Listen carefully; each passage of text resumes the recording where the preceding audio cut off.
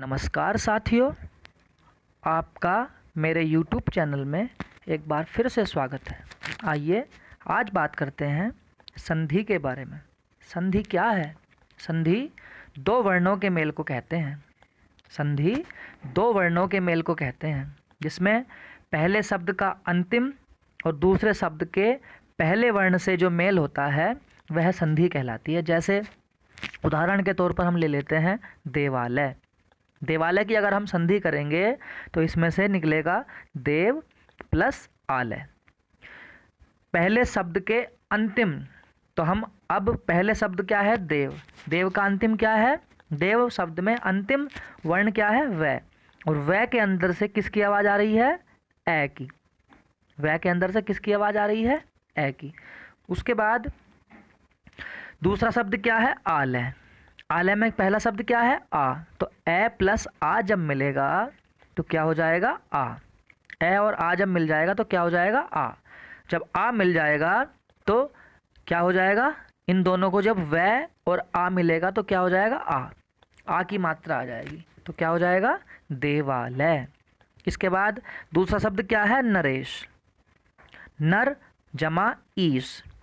पहले शब्द में क्या है? ए है। रैग में से किसकी आवाज़ आ रही है? ए की। और दूसरा क्या है? ई। तो यहाँ क्या हो जाएगा? ए में जब ई जुड़ेगा तो ई की मात्रा हो जाएगी। कौन सी मात्रा हो जाएगी? ई की। तो क्या बन जाएगा? नरेश।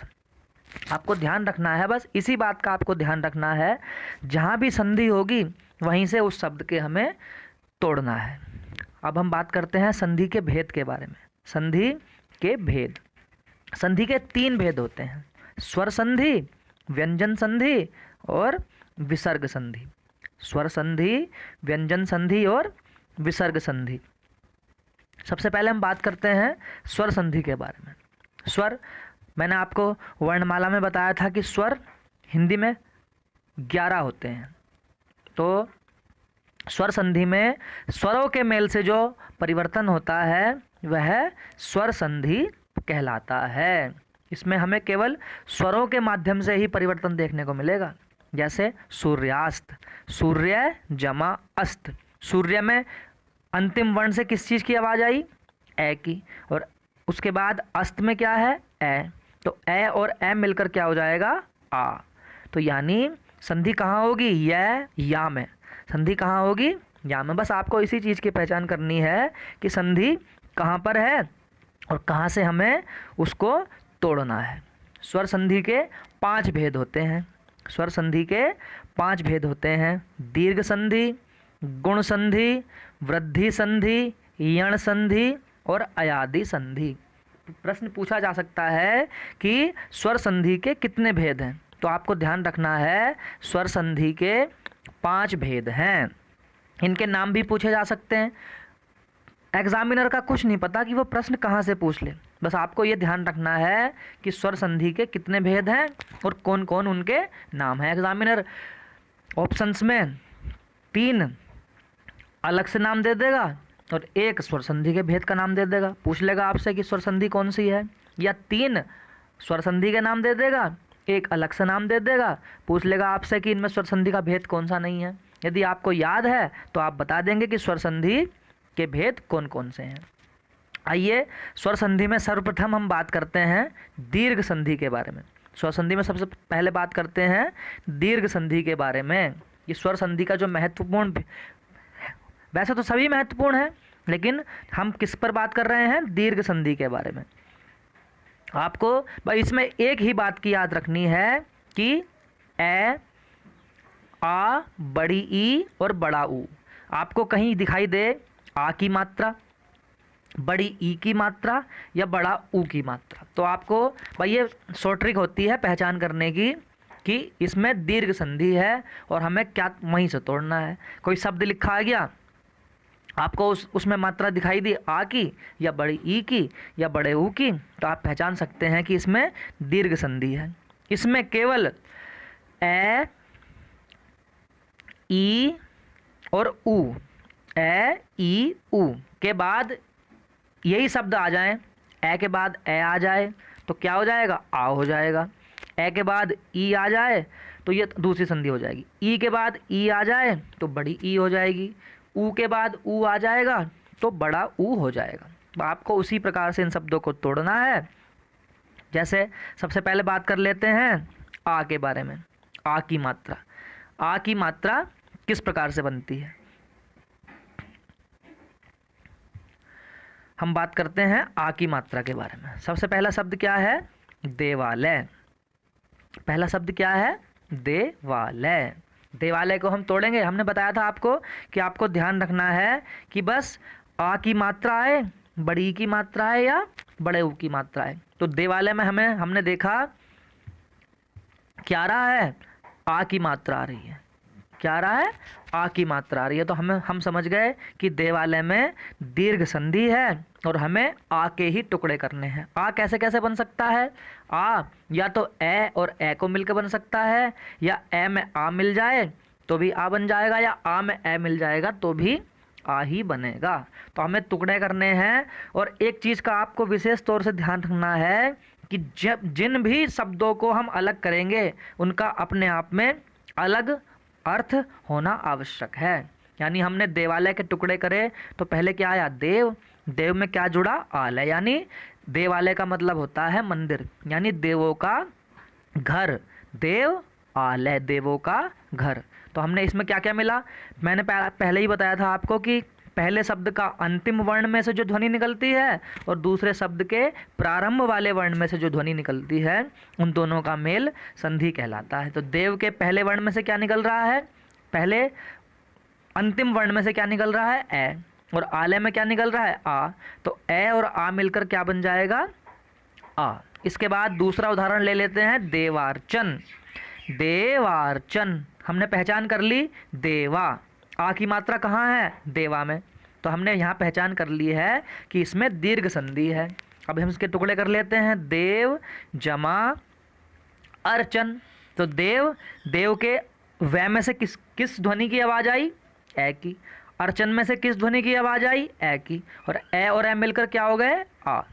आपको ध्यान रखना है, ए में आ जुड़े, ए में ए जुड़े, आ में ए जुड़े या आ में आ जुड़े तो क्या होगा, आ ही उसका रिजल्ट निकलेगा।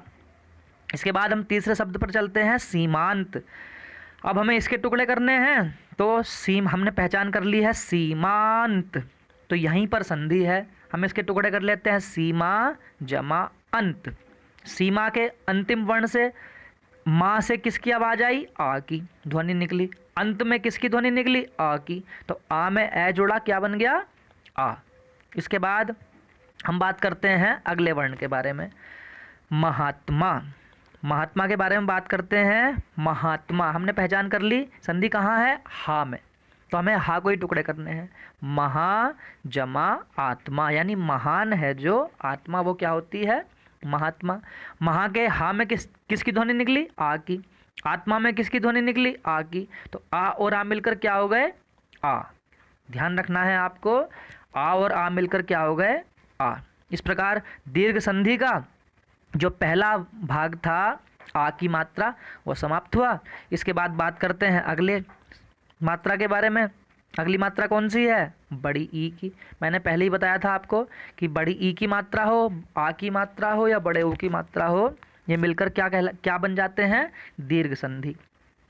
तो बड़ी ई की मात्रा के बारे में बात करते हैं। पहला शब्द है अतीव। अतीव में मैंने आपको ध्यान करना है, कहाँ है संधि, ती में। कहाँ है संधि, ती में। अब हमें ती के ही टुकड़े करने हैं। तो अति, अति जमा इव, अति जमा इव। अब अति के ती में किसकी ध्वनि निकली, छोटी ई की मात्रा लग रही है तो छोटी ई आएगी। और इव, इव भी छोटी ई से लिखा जा रहा है तो ई भी, यहाँ भी ई है तो ई और ई मिलकर क्या हो गए, बड़ी ई। तो इस प्रकार अतीव के टुकड़े होंगे, अति जमा इव। बस आपको यही ध्यान रखना है संधि कहाँ पर है, संधि है ती में और हमें ती के टुकड़े करने हैं, बस हो गया काम। इसके बाद अगले शब्द की ओर चलते हैं, गिरीश। पहचान हो गई, आपने पहचान लिया होगा संधि कहाँ है, री में। कहाँ है संधि, री में। अब हमें इस री के ही टुकड़े करने हैं। गिरीश को दो शब्दों में विभाजित करना है। पहला शब्द क्या बना, गिरी जमा ईश, यानी गिरी मतलब होता है पर्वत, पर्वतों का जो राजा होगा या पर्वतों का जो ईश्वर होगा वो क्या कहलाएगा? गिरीश। पर्वतों का ईश्वर कौन है? हिमालय। गिरीश के टुकड़े हो गए। री, गिरी, री में किसकी ध्वनि निकली? छोटी ई की, क्योंकि छोटी की मात्रा लग रही है। ईश, ईश किससे लिखा हुआ है? बड़ी ई, तो छोटी ई और बड़ी ई मिलकर क्या बना? बड़ी ई। छोटी ई और बड़ी ई मिलकर क्या बन गया? बड़ी ई। काम समाप्त। गिरीश के टुकड़े हो गए। गिरी जमा ईश, संधि कौन सी हो गई? दीर्घ संधि। अगली पहचान करते हैं सचिंद्र। क्या पहचान करते हैं? सचिंद्र। आपको देखना है कहाँ लग रही बड़ी की मात्रा? ची पे। कहाँ लग रही है? ची पे। पहचान हो गई। अब टुकड़े कर लेते हैं। सची जमा इंद्र, सची जमा इंद्र। सची, ची में कौन सा शब्द निकला? बड़ी ई, प्लस इंद्र कौन छोटी ई से बना हुआ है? छोटी ई। तो छोटी ई और बड़ी ई मिलकर क्या हो गए? बड़ी ई। कार्य समाप्त हो गया हमारा। हमने पहचान कर ली सचिंद्र में दीर्घ संधि है, सची जमा इंद्र मिलकर सचिंद्र बना है, और छोटी बड़ी ई और बड़ी ई, बड़ी ई और छोटी ई, यहाँ मैंने मिस्टेक से लिख दिया, ये छोटी ई है, छोटी ई है। बड़ी ई और छोटी ई मिलकर क्या हो जाएगा? बड़ी ई। इसके बाद अगले शब्द पर चलते हैं, नारीश्वर। नारीश्वर, नारीश्वर। पहचान हुई? कहाँ है संधि? री में। कहाँ है संधि? री में। नारी जमा ईश्वर। नारी, री पे कौन सी मात्रा लग रही है? बड़ी ई की। और ईश्वर किससे बना है? बड़ी ई से। और बड़ी ई और बड़ी ई जब मिलकर बनेंगे तो क्या बन जाएगा? बड़ी ई। काम समझ में आया? नारीश्वर, नारी जमा ईश्वर। सबसे महत्वपूर्ण पहचान बस यही है कि आपको ध्यान रखना है कि जहाँ पर भी आ की मात्रा, बड़ी ई की मात्रा या बड़े ऊ की मात्रा होगी वहाँ दीर्घ संधि होगी। और दीर्घ संधि किसका भाग है? स्वर संधि का। दीर्घ संधि किसका भाग है? स्वर संधि का। अति महत्वपूर्ण बात है, ये ध्यान रखना है आपको। दीर्घ संधि स्वर संधि का भाग है। आइए आगे चलते हैं, बड़ा ऊ। कहाँ चलते हैं हम? बड़ा ऊ के ऊपर। बड़े ऊ की मात्रा आपको बस इसी की पहचान करनी है, बड़े ऊ की मात्रा की। भानुदय। कहाँ लग रही है बड़े ऊ की मात्रा? भानु पे। तो संधि कहाँ है? भानुदय में। संधि हुई भानु जमा उदय। अक्सर जो स्टूडेंट होते हैं वो यहीं पर गलती करते हैं भानु को लिखने में। भानु जब हम अलग से लिखते हैं तो उसमें छोटे ऊ की मात्रा लगाई जाती है, और जब भानुदय लिखा जाता है तो उसमें बड़े ऊ की मात्रा लगाई जाती है। तो भानु, नू में कौन सा ऊ निकला? छोटा ऊ। प्लस उदय में कौन सा ऊ निकला? छोटा ऊ। तो छोटा ऊ और छोटा ऊ मिलकर क्या हो गए? बड़ा ऊ। छोटा ऊ और छोटा ऊ मिलकर क्या हो गए? बड़ा ऊ। बस आपको यही ध्यान रखना है। इसके बाद अगली संधि की ओर चलते हैं। अगली संधि कौन सी है? लघूर्मी। लघु जमा उर्मी। लघूर्मी। यहाँ बड़े ऊ की मात्रा लगेगी, टाइपिंग में मिस्टेक हो गया, ध्यान रखना है आपको। लघूर्मी। लघूर्मी में कौन सी मात्रा है? बड़े ऊ की। तो टुकड़े क्या हुए इनके? लघु जमा उर्मी। तो लघु जमा उर्मी। लघु में कौन सा ऊ निकला? छोटा ऊ। उर्मी में कौन सा ऊ निकला? बड़ा ऊ। तो क्या हो गया?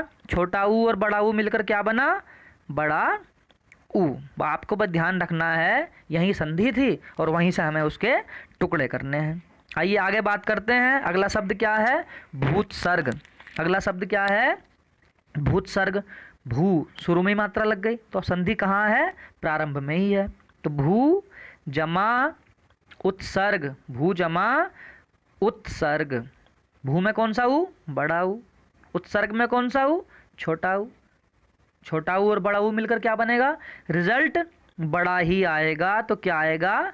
बड़ा ऊ। संधि समाप्त हो गई।